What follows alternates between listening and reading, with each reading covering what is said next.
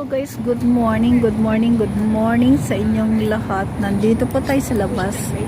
At itong araw na po to, it's yung second day po ng T8 ng Taibon. So, ang mga baliti po dito sa kinaroroonan natin ngayon is okay naman po sila at hindi naman po sila nagtutumbahan. Ayan po guys, matataas pa rin, matitipuno pa rin yung mga paan ng mga balite. Ayan. Pero pag nandun po tayo sa Pilipinas, di ba ang tawag natin dito sa balite na to is yung may ghost. Yan, okay naman po sila. At ang nakatayo naman at yung mga ibang mga punong kahoy is okay naman din guys. So, let's find out our way. Look at that. Ito po yung nangyari yung kahapon at kagabi. Pero alam mo guys, hindi doon sa kinaroroonan ko. Siguro nga, hindi ko naramdaman yung mahangin at saka ulan dahil po yung sa kinaroroonan ko po is mga building. Kaya hindi ko po naramdaman. So, ito po yung sweet gums. Ito na po yung sweet gums guys. So, na siya, nabali na po sa lakas po ng yung malakas po siguro ng hangin. So ito po nabali na.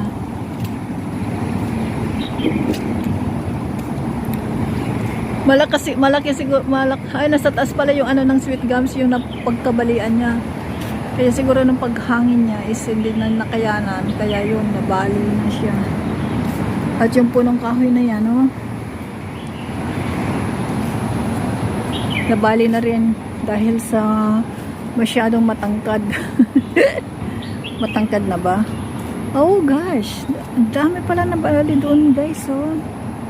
At ito po guys, yung punong kahoy, nabali na rin siya sa bigat siguro at saka pagkalakas-lakas ng hangin is doon na rin siya nabalian na siya ng katawan. So, bali doon sa taas, yung kahoy na mataas is mabigit sa super bigat na niya, yun nasa baba is nadala na rin siya sa pagbagsak dahil nga po guys sa lakas sa malaki pong katawan nitong yung nasa taas ng kahoy. So kaya nagkabali-balian na po sila. At ito po yung punong kahoy guys. Ang laki po. Ito po yung naidulot ng T8 kahapon o kagabi, second day today. So doon naman tayo sa labas, makikita po natin ang may mga punong kahoy din na nagkaputol-putol, nabali-bali din. Tapos siya, dito po tayo sa Laichikok. Itong part na to is sinatawag po nilang Laichikok guys. Ito po yung Meipo. Ayan, yung Meipo na po yan sa bus. Ibig sabihin is boundary po ng Meipo at saka Laichikok. So dito po tayo sa Meipo nakatira. Meipo siyan. So ayan po guys yung mga nabali pang iba ng punong kahoy. At ito po yung mga styrofoam nagliliparan po guys. Ang dami sa loob ng styrofoam dun sa loob ng park. Let's go guys. Let's find out another. Punta tayo sa kabilang Ayan yung mga ibang punong kahoy is okay naman sila guys. Yan po sila, nakatayo pa naman. Maawa ng Diyos. Mas ma-okay po naman sila. Gaganda pa ng mga halaman dito. Yung mga punong leaves ng punong kahoy ay mga bulak na yan, halaman. So diba ang ganda. Hi guys, continuation po tayo sa T8. So ito po yung kinalabasan. Ay, sabi ko nga sa'yo, ganito po yung kalabasan ng second day ng T8. So ayan po yung nabali-bali-bali. nagkabali-balian na mga punong kahoy. Yan. Laichiko Park. Punta tayo ng Laichiko Park. Tennis court, basketball court, skate park, roller skating pink ring, hard surface soccer pitch, stage 3, community garden. Diba ang ganda po dito, guys? Ayan.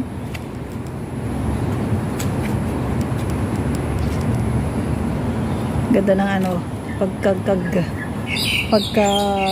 rin ng ano, halaman. I love it.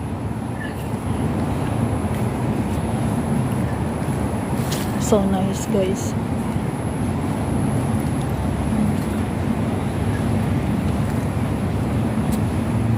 Diba? Ganda. Joran, there we are.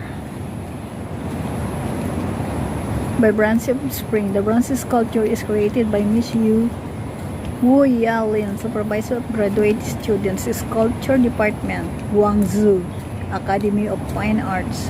Carved with the techniques of open work and high relief with flowers, plants, birds, and animals. As subjects, the artwork captures the freshness and vitality of springs, projecting the prospect of a bright future. So, ito po siya, guys. Vibrancy of Spring. So, maganda dito, di ba? Guys, ito po yung hagdan pataas. Yan. So, dito po, guys, is makikita po dito, may mga punong kahoy din po na nagkabali-balian. So, marami pong nababali ng mga punong kahoy dito sa loob ng Laichiko Park. So, ang Laichiko Park, guys, is ito yung pinaka-favorite ng mga taong pinupuntahan. Yan po, guys. Tignan nyo po, nagkatumba-tumbahan na pong mga punong kahoy. Dahil sa lakas siguro ng ang ating ang pangalan nito, yung bang hangin. Yan o, binukwal na niya. Talagang binukwal po niya, guys. Lakas ng hangin. Guys, ang sexy naman ng matanda, oh. Naka-bathing suit siya.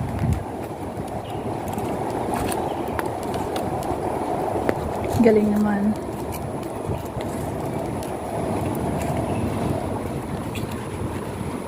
Okay, yun na. Oh, be careful, oh. Yun, oh, natutumba na rin yung isa. Yan, oh, natutumba na rin yung kahoy na yan.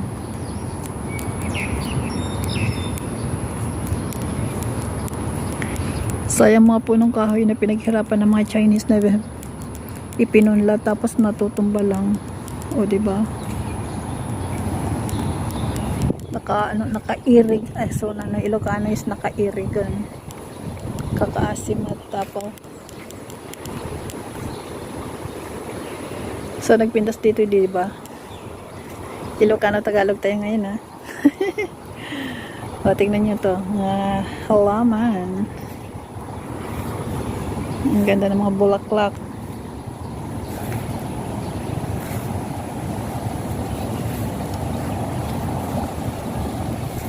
Ang ganda ng bulaklak. Ang hirap natin ay wakas. So, diba ang ganda ng mga bulaklak?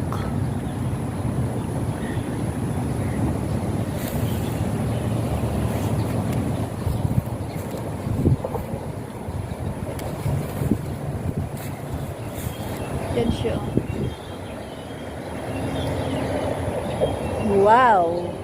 My favorite. That's my... Yan po yung ano ko. Yung ano yung pangalan nito? Yung profile pic ko. Doon, dito sa ano na to, sa YT. Ito po siya. Diba ang ganda niya?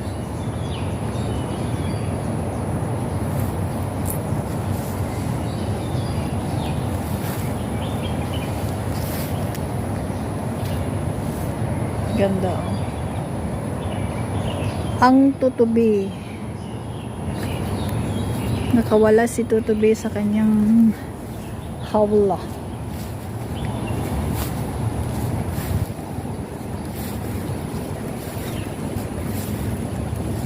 Ang puwet ng tutubi. Yan siya, oh.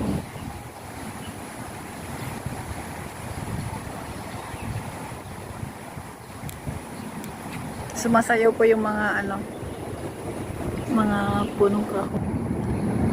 Thank you. Please subscribe.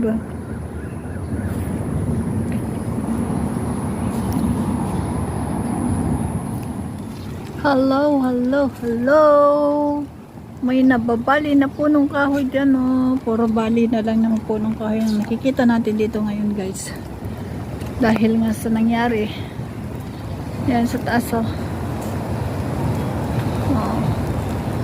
Kawawa naman. Imbis na tatayo pa siya, wala na. Yan, ito na yung dinulot talaga ng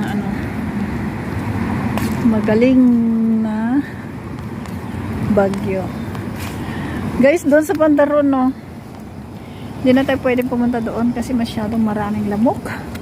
Daming po ng kagat.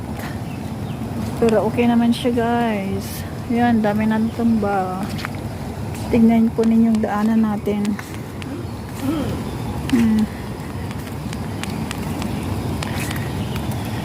Ang daanan po natin is ganito po, guys. Puro siya mga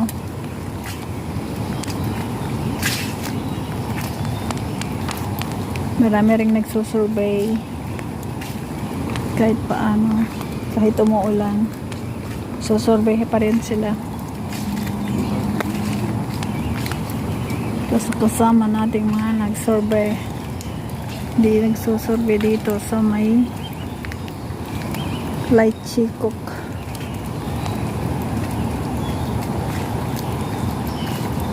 Thank you for watching.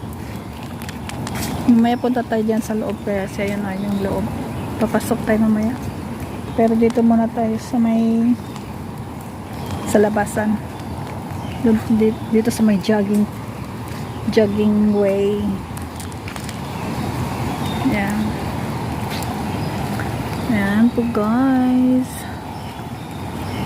Kawawang mga punong kahoy. Dahil sila'y nagpuputulan. Lagi na lang punong kahoy nakikita natin ngayon. Sorry, ha.